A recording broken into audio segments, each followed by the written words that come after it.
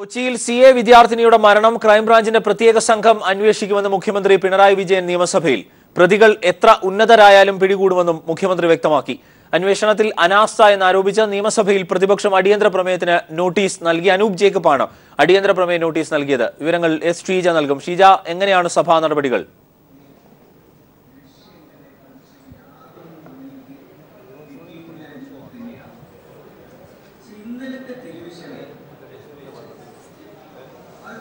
ഷീജ, സഭാ നടപടികൾ എങ്ങനെ പുരോഗമിക്കുന്നു?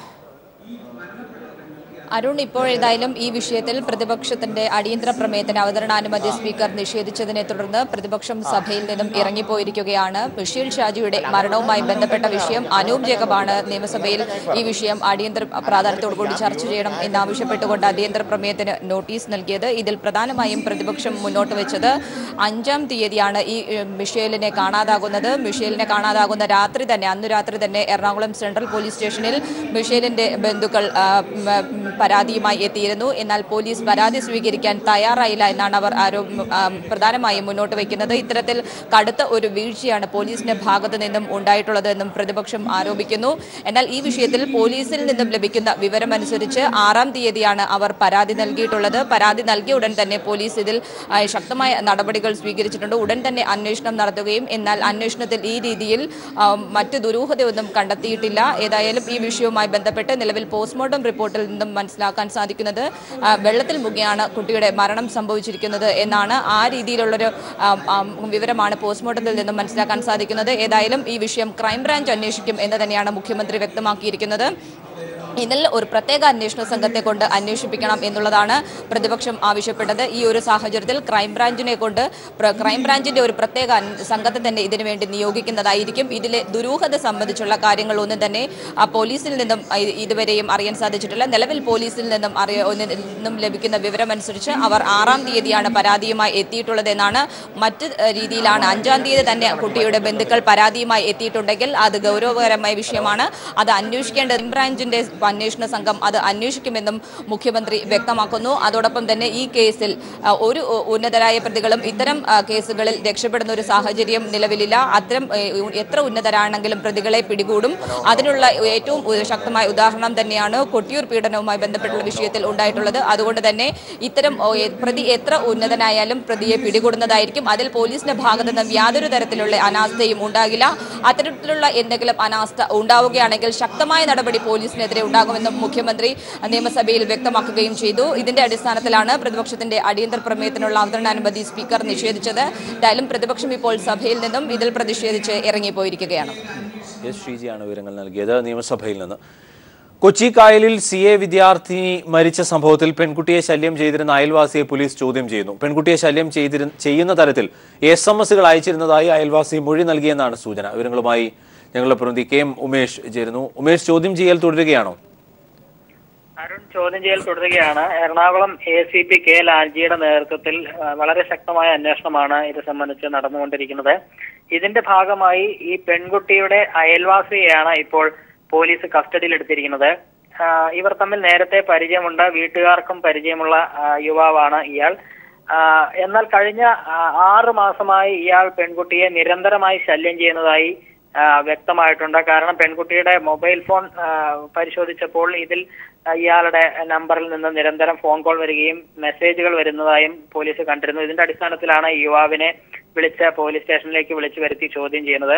ഈ കാര്യങ്ങളെല്ലാം ഇയാൾ സമ്മതിച്ചിരുന്നു. മിഷേലിനെ പരിചയമുള്ളതായും ഇത്തരത്തിൽ ശല്യം ചെയ്തിരുന്നതായുള്ള കാര്യങ്ങളെല്ലാം ഇയാൾ സമ്മതിച്ചിട്ടുണ്ട്.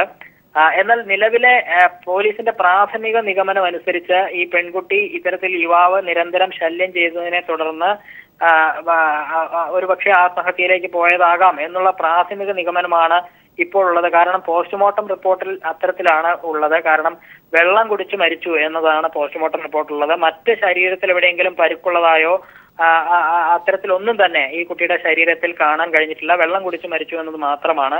എങ്കിൽ തന്നെയും ഇതിൽ ഏതെങ്കിലും തരത്തിലുള്ള ഗൂഢാലോചനയോ മറ്റേതെങ്കിലും തരത്തിലുള്ള ബലപ്രയോഗമോ നടന്നിട്ടുണ്ടോ എന്നും പോലീസ് പരിശോധിക്കുന്നുണ്ട്. അതിന്റെ ഭാഗമായി തന്നെയാണ് ഇപ്പോൾ പരിചയക്കാരനായ അയൽവാസിയെ പോലീസ് ചോദ്യം ചെയ്തുകൊണ്ടിരിക്കുന്നത്. കഴിഞ്ഞ ദിവസവും ഇത്തരത്തിലൊരു അയൽവാസിയെ ചോദ്യം ചെയ്ത് പോലീസ് വിട്ടയച്ചിരുന്നു.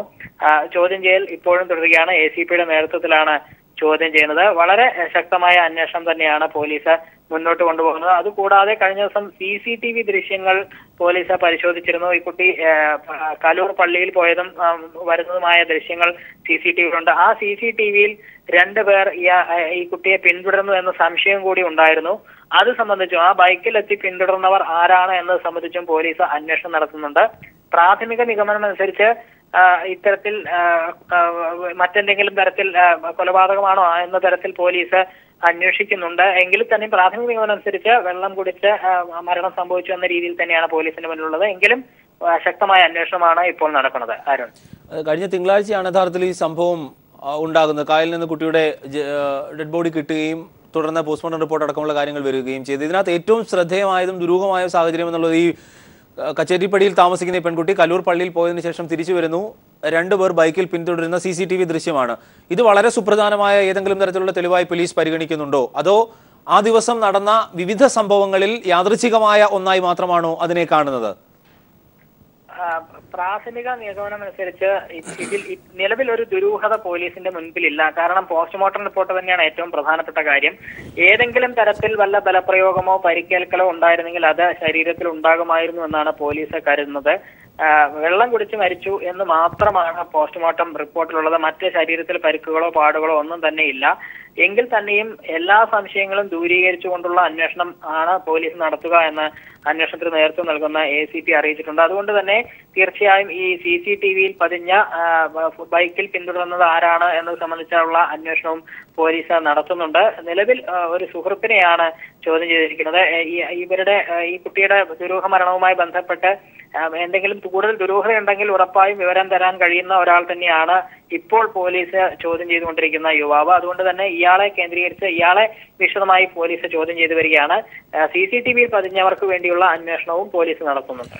ഈ സംഭവം നടന്ന, അതായത് സ്ഥലവാസികൾ പറയുന്നത് 2 യുവാക്കൾ പിന്തുടരുന്നൊരു സാഹചര്യം ഉണ്ടായിരുന്നല്ലോ ഉമേഷ്. അതിന് ഒരാഴ്ച മുൻപ് വഴിയിൽ തടഞ്ഞു നിർത്തി ഈ പെൺകുട്ടിയോട് അസഭ്യം പറയുകയും അത്തരത്തിൽ പെരുമാറുകയും ഒരു യുവാവ് ചെയ്തിരുന്നു എന്ന് പറഞ്ഞിരുന്നു.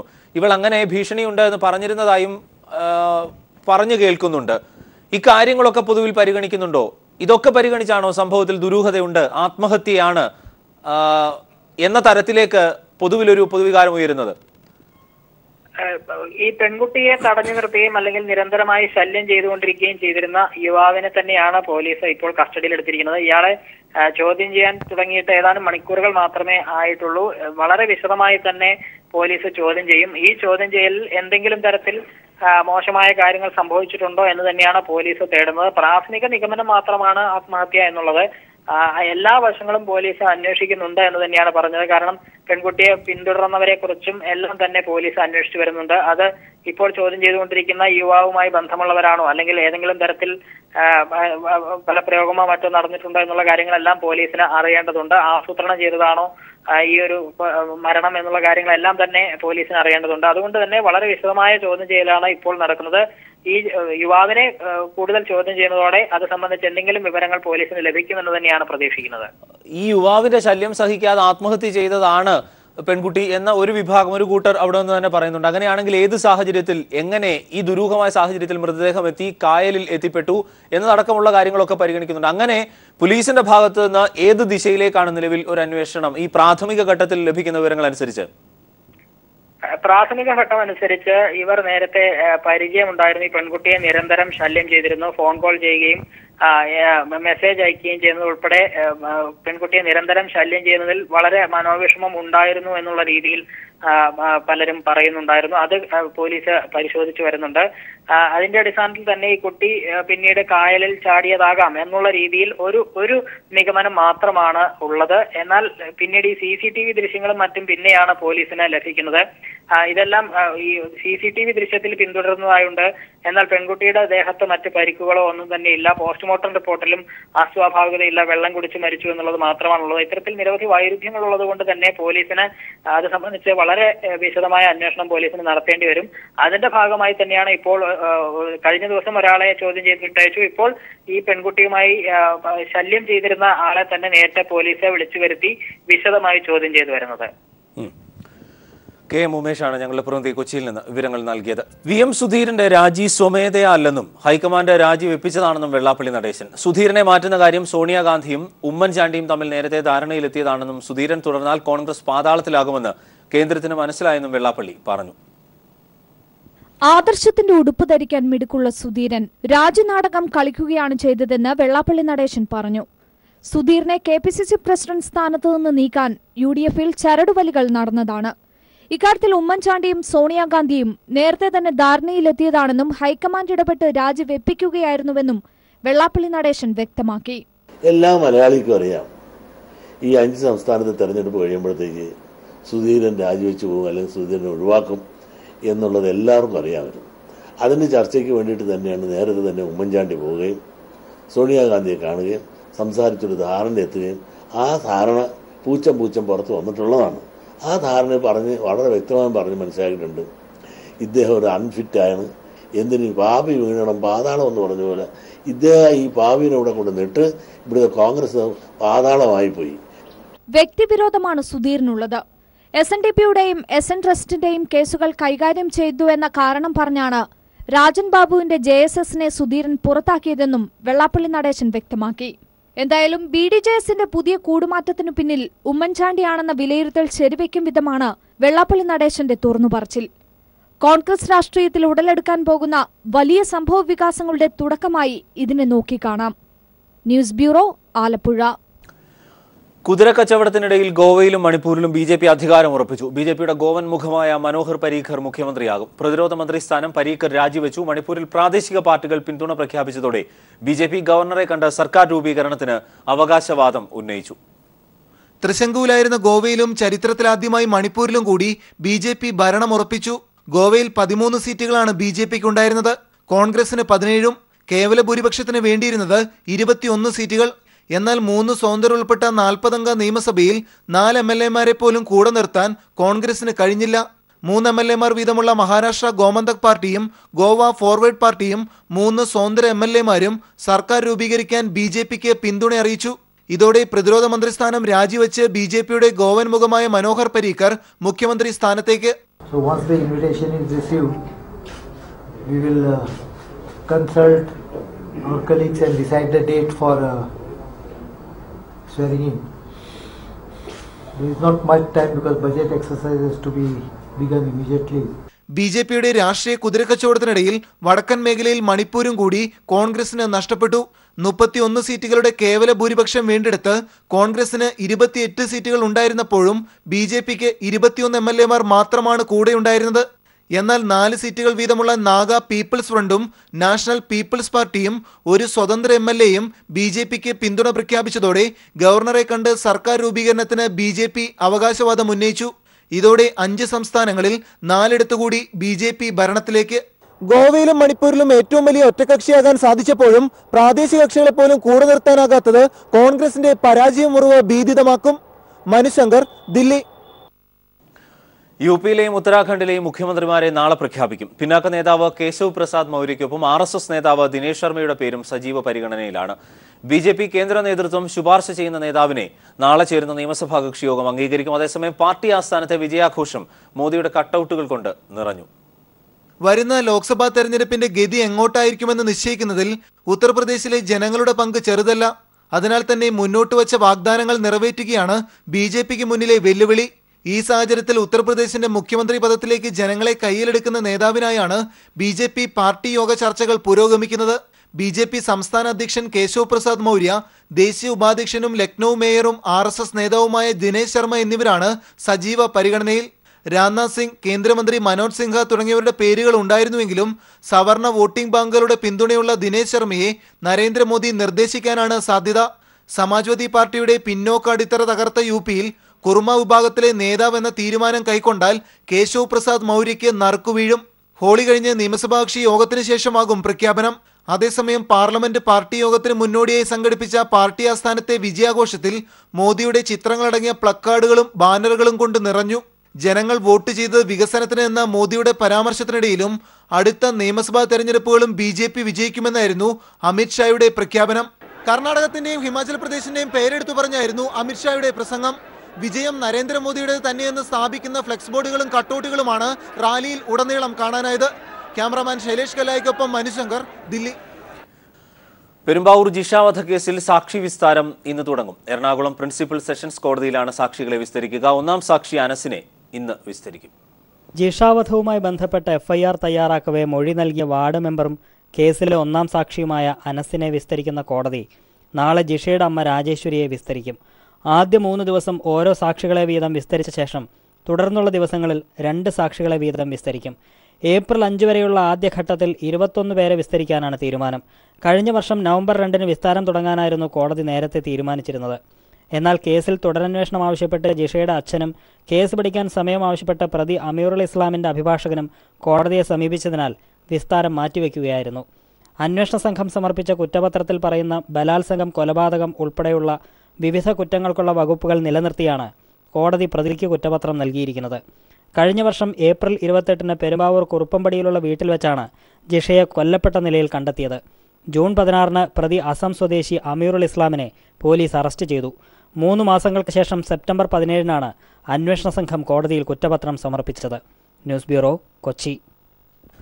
നടിയെ ആക്രമിച്ച കേസിൽ പ്രതികളായ പൾസർ സുനി, വിജീഷ് എന്നിവരുടെ ജാമ്യാപേക്ഷ ആലുവ കോടതി ഇന്ന് പരിഗണിക്കും. തെളിവെടുപ്പും ചോദ്യം ചെയ്യലും പൂർത്തിയാക്കിയ സാഹചര്യത്തിൽ പ്രതികൾക്ക് ജാമ്യം അനുവദിക്കണം എന്നാണ് പ്രതിഭാഗത്തിന്റെ ആവശ്യം. ജാമ്യാപേക്ഷയെ പ്രോസിക്യൂഷൻ എതിർക്കും.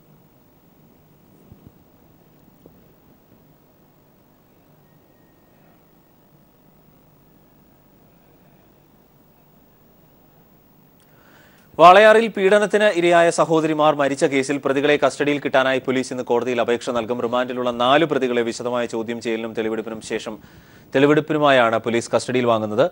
കുട്ടികളുടെ വീട്ടുകാരിൽ നിന്നും അടുത്ത ബന്ധുക്കളിൽ നിന്നും വിവരശേഖരണം തുടരുകയാണ്. Palakkad narcotic cell DYSP MJ സോജന്റെ നേതൃത്വത്തിലുള്ള സംഘമാണ് കേസ് അന്വേഷിക്കുന്നത്. 4 പേരെ അറസ്റ്റ് ചെയ്തെങ്കിലും മരണത്തിലെ ദുരൂഹത തുടരുകയാണ്.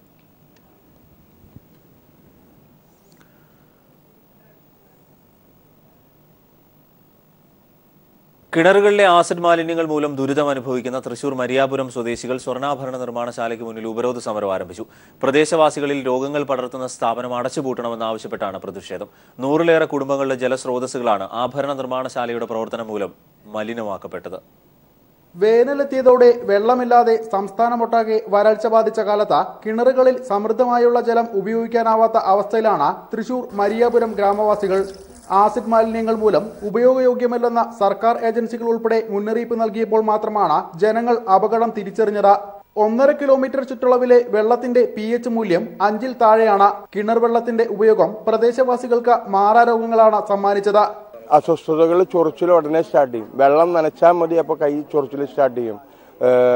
നാവ് പൊള്ളുന്നൊരവസ്ഥയാണ് വെള്ളം കഴിച്ചു കഴിഞ്ഞാൽ. അപ്പോൾ നാവുമ്പോൾ തൊലി പോകുന്നതാണെന്ന് വെച്ച് ഡോക്ടറെ കാണിച്ചപ്പോൾ പറഞ്ഞു, അല്ല, ഇത് വെള്ളം ചെന്നതിന് ശേഷം വരുന്നതാണ്. പൊല്യൂഷൻ കൺട്രോൾ ബോർഡിന്റെയും ഹൈക്കോടതിയുടെയും നിർദ്ദേശം ഉണ്ടായിട്ടും സ്ഥാപനത്തിന്റെ പ്രവർത്തനാനുമതി റദ്ദാക്കാത്തതിൽ പ്രതിഷേധിച്ചാണ് നാട്ടുകാർ സമരത്തിലേക്ക് നീങ്ങിയത്. പ്രതിഷേധത്തെ വകവയ്ക്കാതെ മാലിന്യമൊഴുക്കൽ തുടരുന്ന കമ്പനി അടച്ചുപൂട്ടുന്നതുവരെ സമരം തുടരാനാണ് പ്രദേശവാസികളുടെ തീരുമാനം. News bureau, Thrissur.